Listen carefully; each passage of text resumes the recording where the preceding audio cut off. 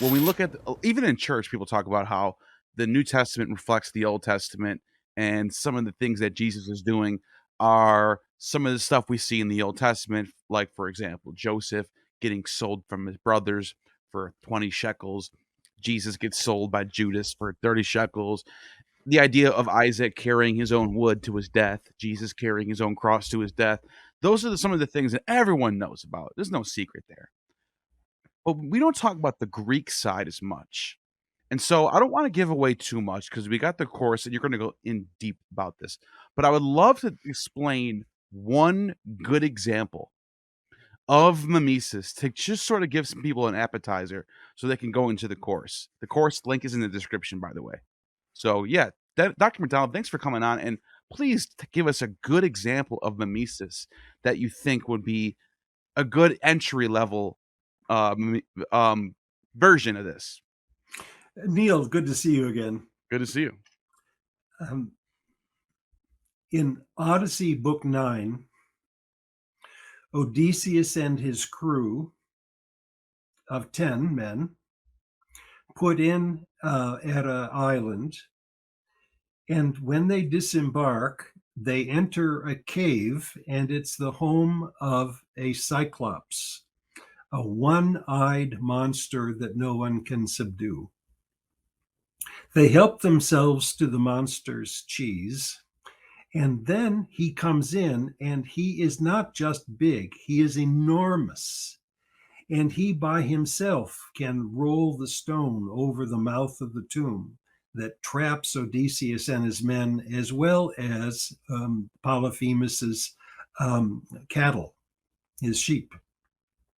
He quickly devours raw 2 of Odysseus's men, and the men realize that they need to escape somehow, but they can't kill Polyphemus, because if they do, they won't be able to roll the stone away from the door. So plan B is to get Polyphemus drunk and to blind him.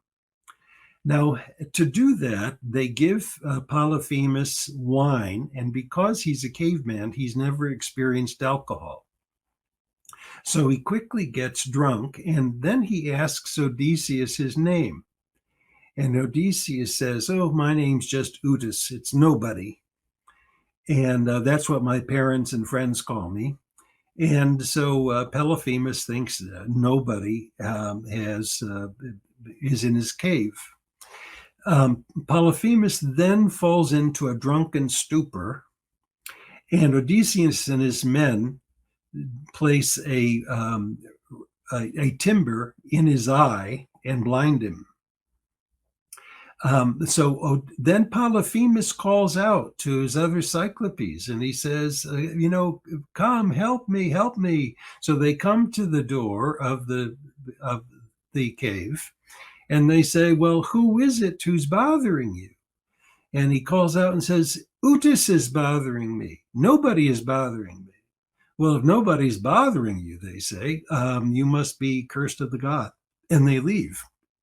So Polyphemus then rolls the stone away from the door and lets his sheep escape. But Odysseus's men are able to escape as well. They take the sheep, they get on the ship, they shove off from the ship, and Odysseus calls back and he says, "Hey, Polyphemus, tell everybody, what I have done. I blinded you." And Polyphemus is the son of Poseidon. Well, then Polyphemus says, "Oh, I didn't know it was you, Odysseus. Why don't you come back and I'll give you a gift?" Well, Odysseus is too smart from that, and then he sails off. Now in Book 10, the reader finds Odysseus and his men going to another island.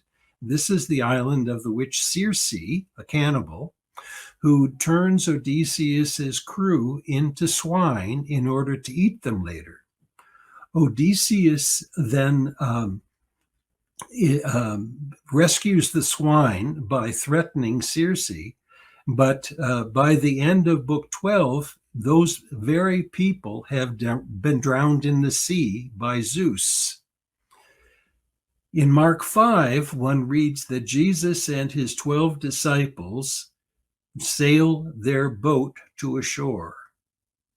They encounter a savage that no one can bind, and he lives among the caves, the tomb caves.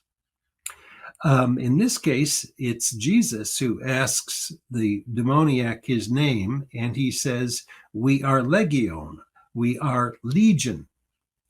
And that is, we are soldiers, similar to the Roman legion. The selection is clear.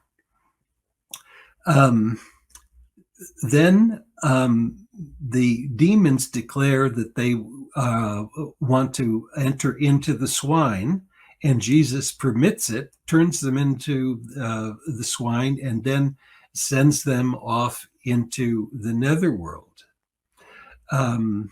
The people who are in the town want Jesus to leave their town after they find out what's going on, like the Cyclopes coming to the cave with Polyphemus.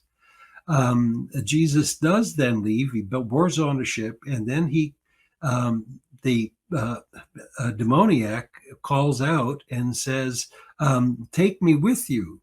And Jesus says, "No, you can't come with me. Go back to the village and tell them what the Lord has done for you."